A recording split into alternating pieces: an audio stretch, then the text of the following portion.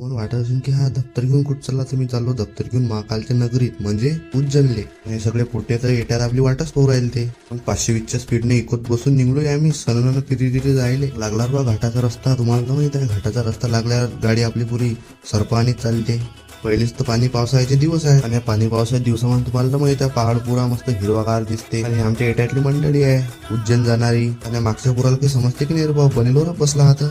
आणि बरामपूरमध्ये थांबलो रे बा आम्ही चहा पाणी घ्यायला. म्हटलं चहा पाणी घेऊन घ्या, पोटे जीव मळमळ करत गाडीमध्ये. म्हटलं वकले तर मग अंगारात वक्ती नाही. इंदोर हायवेनं निघून आम्ही 520च्या स्पीडनं जायला. इंदूरला पोहोचती नाही तर रस्त्यानंच आम्हाला रात झाली बा.